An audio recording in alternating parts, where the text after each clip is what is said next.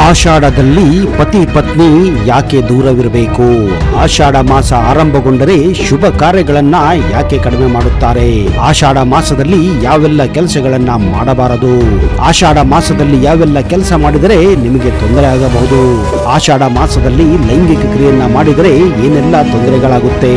ಬನ್ನಿ, ಆಷಾಢ ಮಾಸದಲ್ಲಿ ಏನು ಮಾಡಬೇಕು, ಏನು ಮಾಡಬಾರದೆನ್ನುವ ಸಂಪೂರ್ಣ ಮಾಹಿತಿಯನ್ನ ಒಂದೊಂದಾಗಿ ಈಗ ತಿಳಿದುಕೊಳ್ಳೋಣ.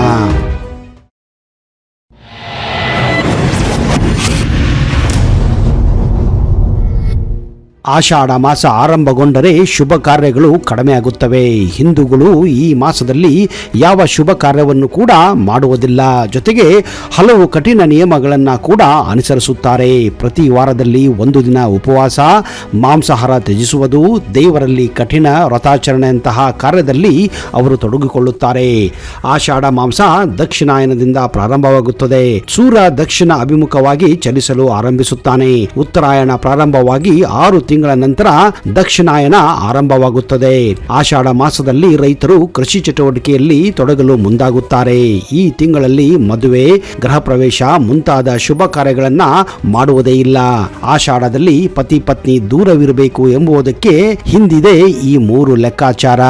ಆಷಾಢದಲ್ಲಿ ಹೊಸದಾಗಿ ಮದುವೆಯಾದ ಗಂಡ ಹೆಂಡತಿ ಜೊತೆಗಿರಬಾರದು ಎಂದು ಆ ಸಮಯದಲ್ಲಿ ಪತ್ನಿಯನ್ನ ಅವಳ ತವರ ಮನೆಗೆ ಕಳಿಸಿಕೊಡುವ ಸಂಪ್ರದಾಯವಿದೆ. ಅದರಲ್ಲೂ ಕರ್ನಾಟಕದಲ್ಲಿ ಹೊಸದಾಗಿ ಮದುವೆಯಾದವರು ಜೊತೆಗಿರಬಾರದು ಎಂದು ಹೇಳಿದರೆ, ಆಂಧ್ರ ಪ್ರದೇಶದಲ್ಲಿ ಅತ್ತೆ ಸೊಸೆ ಜೊತೆಗಿರಬಾರದು ಎಂದು ನಂಬಿಕೆ ಇದೆ. ಒಟ್ಟಿನಲ್ಲಿ ಆಷಾಢ ಮಾಸದಲ್ಲಿ ಹೊಸದಾಗಿ ಮದುವೆಯಾದವರು ಜೊತೆಗಿರಬಾರದು ಎಂಬ ಉದ್ದೇಶ ಈ ಆಚರಣೆಯದ್ದು. ಆಷಾಢದಲ್ಲಿ ನವ ದಂಪತಿಗೆ ವಿರಹ ವೇದನೆ ಅನುಭವಿಸುವ ಅನಿವಾರ್ಯತೆ ಇರುತ್ತದೆ. ಆದರೆ ನಮ್ಮ ಹಿರಿಯರು ಈ ರೀತಿಯ ಆಚರಣೆ ತರುವುದಕ್ಕೆ ಎಂಬ ಪ್ರಶ್ನೆ ಈಗಿನ ತಲೆಮಾರುಗಳಿಗೆ ಕಾಡುವುದುಂಟು. ಅದರಲ್ಲೂ ಹೊಸದಾಗಿ ಮದುವೆಯಾದವರಿಗೆ ಪತ್ನಿಯನ್ನ ತವರು ಮನೆಗೆ ಕಳಿಸಬೇಕು ಎಂದರೆ ಈಗಿನ ಕಾಲದಲ್ಲಿ ಈ ಆಚರಣೆಯ ಅಗತ್ಯವಿದೆ ಎಂದು ಮರುಪ್ರಶ್ನೆ ಹಾಕುವವರು ತುಂಬಾ ಜನ ಇದ್ದಾರೆ.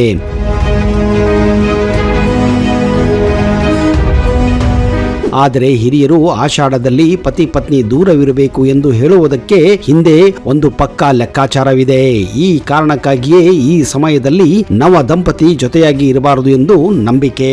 ಆಷಾಢದಲ್ಲಿ ಪತಿ ಪತ್ನಿ ಸೇರಬಾರದು ಎನ್ನುವುದಕ್ಕೆ ಸಂಪ್ರದಾಯ ಅಷ್ಟೇ ಅಲ್ಲದೆ ಹಲವಾರು ಲೆಕ್ಕಾಚಾರಗಳು ಕೂಡ ಇವೆ.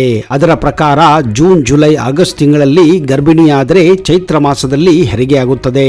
ಈ ಸಮಯದಲ್ಲಿ ಉಷ್ಣಾಂಶ ಅಧಿಕ ಇರುವುದರಿಂದ ಜನಿಸುವ ಮಗುವಿನ ಆರೋಗ್ಯಕ್ಕೆ ಒಳ್ಳೆಯದಲ್ಲ. ಈ ಕಾರಣದಿಂದ ಈ ಸಮಯದಲ್ಲಿ ಪತಿ ಪತ್ನಿ ದೂರವಿರಬೇಕು ಎನ್ನುವುದು ಉದ್ದೇಶವಾಗಿರುತ್ತದೆ. ಇದಕ್ಕೆ ವೈದಿಕ ಕಾರಣ ಕೂಡ ಇದೆ. ಮೊದಲ ಮಗು ಮನೆಯ ವಾರಸುದಾರ ಎಂಬ ಲೆಕ್ಕಾಚಾರ ತುಂಬಾ ಜನರಿಗಿರುತ್ತದೆ. ಆಷಾಢದಲ್ಲಿ ಗರ್ಭಿಣಿಯಾದರೆ ಮಗು ಚೈತ್ರ ಮಾಸದಲ್ಲಿ ಜನಿಸುತ್ತದೆ. ಚೈತ್ರ ಮಾಸದಲ್ಲಿ ಸೂರ್ಯ ಮೇಷರಾಶಿಗೆ ಬರುತ್ತದೆ. ಬುಧ ಹಾಗೂ ಶುಕ್ರ ಸೂರ್ಯನಿಗೆ ಸಮೀಪದಲ್ಲಿ ಇರುತ್ತದೆ. ಈ ಸಮಯದಲ್ಲಿ ಬುಧ ದುರ್ಬಲವಾಗುತ್ತದೆ. ಬುಧ ದುರ್ಬಲವಾಗಿರುವ ಸಮಯದಲ್ಲಿ ಮಗು ಜನಿಸಿದರೆ ಅದು ಅಷ್ಟು ಶುಭ ಇಲ್ಲ ಎಂದು ಪರಿಗಣಿಸಲಾಗುತ್ತದೆ. ಈ ಕಾರಣಕ್ಕೆ ಮಗು ಈ ಸಮಯದಲ್ಲಿ ಜನಿಸಬಾರದೆನ್ನುವುದು ಲೆಕ್ಕಾಚಾರ. ಇದಕ್ಕೆ ಆರ್ಥಿಕ ಕಾರಣ ಕೂಡ ಇದೆ. ಇನ್ನು ಆಷಾಢ ಮಾಸದಲ್ಲಿ ಪೈರು ನಾಟಿ ಮಾಡುವ ಸಮಯ. ಈ ಸಮಯದಲ್ಲಿ ರೈತರು ತಮ್ಮ ಕೃಷಿ ಚಟುವಟಿಕೆಯಲ್ಲಿ ತೊಡಗಿಕೊಂಡಿರುತ್ತಾರೆ. ಈ ಸಮಯದಲ್ಲಿ ನವ ಜೋಡಿಗಳಿದ್ದರೆ ಅವರಿಗೆ ಕೆಲಸದ ಕಡೆ ಗಮನ ಇರುವುದಿಲ್ಲ. ಪತ್ನಿಯ ಜೊತೆ ರೊಮ್ಯಾನ್ಸ್ ನಲ್ಲಿ ಕಳೆದು ಕೆಲಸದ ಕಡೆ ಗಮನ ನೀಡುವುದಿಲ್ಲ. ಈ ಕಾರಣದಿಂದಾಗಿ ಕೃಷಿ ಕಡೆ ಗಮನ ಕೊಡದೆ ನಷ್ಟ ಉಂಟಾಗಬಹುದು ಎಂಬ ಕಾರಣಕ್ಕೆ ಈ ಸಮಯದಲ್ಲಿ ನವ ದಂಪತಿ ಜೊತೆಗಿರಬಾರದು ಎಂದು ಇನ್ನೊಂದು ಲೆಕ್ಕಾಚಾರ.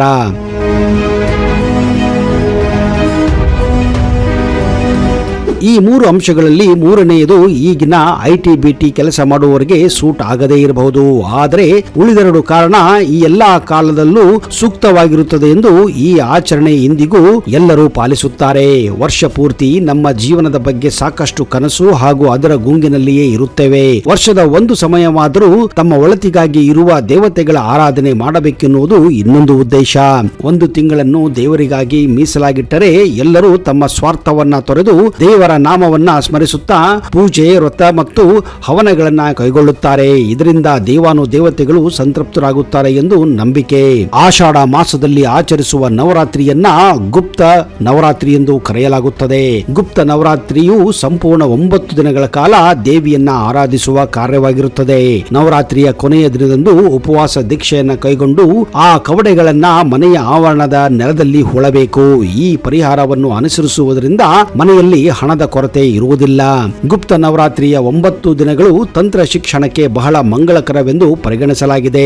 ಗುಪ್ತ ನವರಾತ್ರಿಯ ಮೊದಲ ದಿನದಂದು ಅಕ್ಷತೆಗಳು, ಕವಡೆಗಳನ್ನ ತೆಗೆದುಕೊಂಡು ಅವುಗಳನ್ನ ಶುದ್ಧವಾದ ಕೆಂಪು ಬಟ್ಟೆಯಲ್ಲಿ ಕಟ್ಟಿ ಮನೆಯಲ್ಲಿ ಅಥವಾ ಹಣವನ್ನು ಇಡುವ ಸ್ಥಳದಲ್ಲಿ ಇಡಬೇಕಾಗುತ್ತದೆ.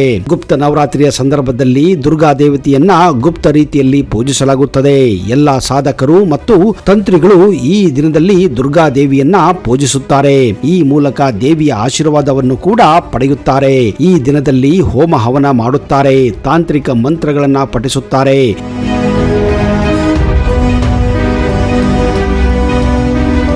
ಧ್ಯಾನ, ಹಠಯೋಗ ಮತ್ತು ಕಟ್ಟುನಿಟ್ಟಾದ ಉಪವಾಸವನ್ನು ಆಚರಿಸುವುದು ಮುಂತಾದ ವಿವಿಧ ಪೂಜಾ ಆಚರಣೆಗಳನ್ನು ಮಾಡುವ ಮೂಲಕ ಪ್ರಬಲ ಶಕ್ತಿಯನ್ನ ಸಾಧಿಸುತ್ತಾರೆ. ಗುಪ್ತ ನವರಾತ್ರಿ ಸಾಧುಗಳಿಗೆ ಬಹಳ ಮುಖ್ಯವೆಂದೇ ಪರಿಗಣಿಸಲಾಗಿದೆ. ಈ ಸಂದರ್ಭದಲ್ಲಿ ಅವರಿಗೆಲ್ಲ ಒಂದು ಸುವರ್ಣಾವಕಾಶ. ಇದೇ ಸಮಯದಲ್ಲಿ ಅವರು ಮಂತ್ರ ಮತ್ತು ತಂತ್ರದ ಸಾಧನೆಗಾಗಿ ರಹಸ್ಯವಾಗಿ ಸಾಧನೆ ಮಾಡುತ್ತಾರೆ. ಇದನ್ನ ಸಾಮಾನ್ಯ ಭಕ್ತರು ಸಹ ಆಚರಣೆ ಮಾಡಬಹುದು.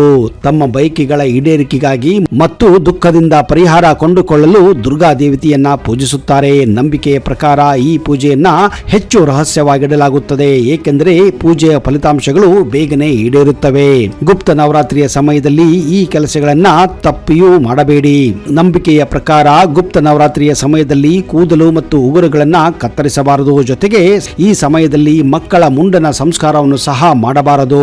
ಇನ್ನು ಗುಪ್ತ ನವರಾತ್ರಿ ಅಂದ್ರೆ ಆಷಾಢದಲ್ಲಿ ಆಚರಿಸುವ ಈ ನವರಾತ್ರಿಯನ್ನು ಉತ್ತರ ಪ್ರದೇಶ, ಬಿಹಾರ, ಪಶ್ಚಿಮ ಬಂಗಾಳ, ಆಸಾಂ ಮತ್ತು ಒರಿಸ್ಸಾದಲ್ಲಿ ಭಾರಿ ವಿಜೃಂಭಣೆಯಿಂದಲೇ ಆಚರಿಸುತ್ತಾರೆ.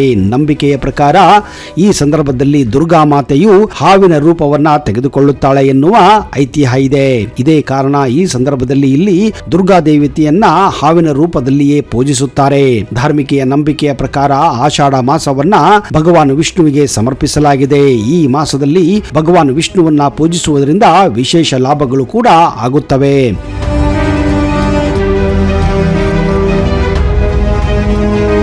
ಆಷಾಢ ಮಾಸದಲ್ಲಿ ಬರುವ ಏಕಾದಶಿ ವ್ರತವನ್ನ ಆಚರಿಸುವುದರಿಂದ 88,000 ಬ್ರಾಹ್ಮಣರಿಗೆ ಅನ್ನದಾನ ಮಾಡಿದ ಪುಣ್ಯ ಲಭಿಸುತ್ತದೆ. ಮತ್ತೊಂದೆಡೆ ದೇವಶಯಾನಿ ಏಕಾದಶಿ ಉಪವಾಸವನ್ನ ಆಷಾಢ ಶುಕ್ಲ ಏಕಾದಶಿ ಎಂದು ಇರಿಸಲಾಗುತ್ತದೆ.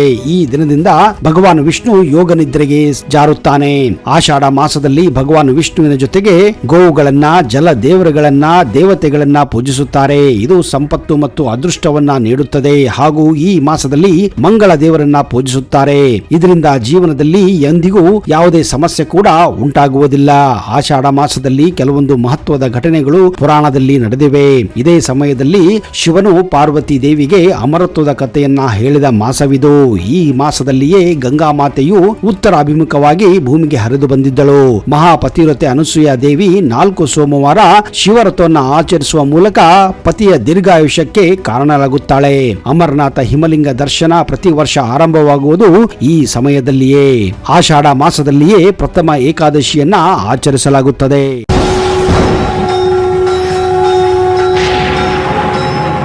ಶ್ರೀ ಮಹಾಪ್ರತ್ಯಂಗಿರ ಚೌಡೇಶ್ವರಿ ಜ್ಯೋತಿಷ್ಯ ಫಲ, ಪಂಡಿತ್ ವೈದ್ಯಮೋಡಿ ರಾಮಜ್ಜ, ಶ್ರೀ ಆಂಜನೇಯ ಸ್ವಾಮಿಯ ಆರಾಧಕರು, Indian famous astrologer. Get 100% solution to all your problems. Shri Pratyangira ದೇವಿಯನ್ನ ವಶಪಡಿಸಿಕೊಂಡಿರುವ ಏಕೈಕ ಜ್ಯೋತಿಷ್ಯರು ಪಂಡಿತ್ ರಾಮಜ್ಜನವರು ರಾಜಮೋಡಿ, ತಾಳೆಗೆರೆ ಮತ್ತು ನಿಮ್ಮ ಧ್ವನಿಯ ಮೂಲಕ ನಿಮ್ಮ ಭವಿಷ್ಯವನ್ನ ನಿಖರವಾಗಿ ಹೇಳುತ್ತಾರೆ.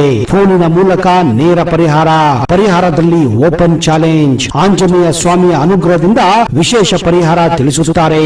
ನಿಮ್ಮ ಒಂದು ಕರೆ ನಿಮ್ಮ ಭವಿಷ್ಯವನ್ನೇ ಬದಲಾಯಿಸಬಲ್ಲದು.